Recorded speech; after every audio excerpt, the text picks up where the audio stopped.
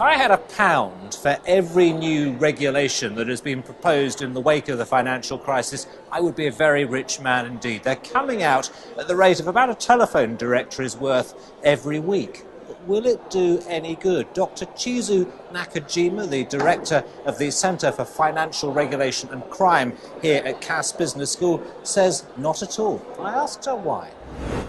Well, unless there's a political will, no law will be enforced. And in fact, we do have many pieces of legislation that are actually there, resulting from a sort of knee-jerk reaction to a spate of crisis or scandals. But unless there is actually a political will to actually enforce these laws, they have no effect.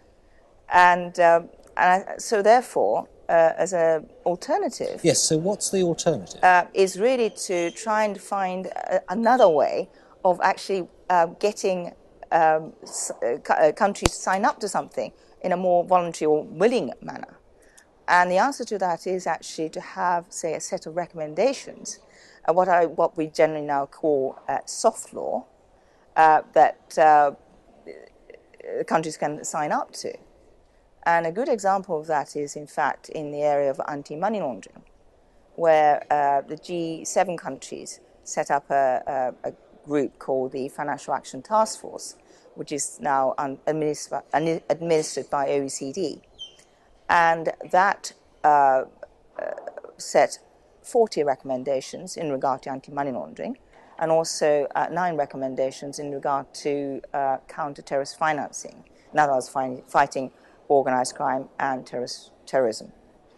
And they have been very effectively implemented by the Financial Action Task Force, but using, again, an informal mechanism. Surely the problem with soft law, as you describe it, is that people who want to break the spirit of the rules can get round them very easily. Exactly, and in fact, because they're actually recommendations in many ways, and because you are actually voluntarily signing up to them, you're more likely to actually go, if anything, beyond what is actually recommended in terms of, for instance, best practice. Isn't the problem that the financial crisis has proved just how interconnected the whole world of finance is, and all it takes is one bad apple, one company trying to evade the regulations, and the whole system goes wrong? Indeed.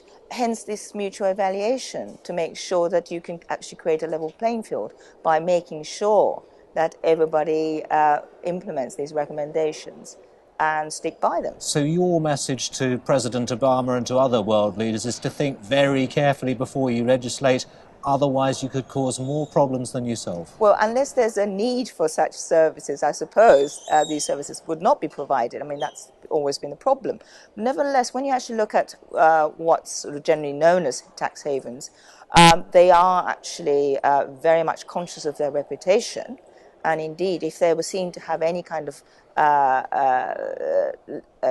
if they were seen to be lax in regulating, for instance, anti-money laundering, combating money laundering, they would not be a chosen haven for those who are seeking their services.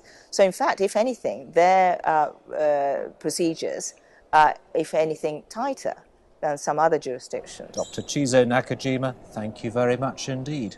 And one more thing, there is now a Cass Talks blog. You can go to it at www.alexritson.com.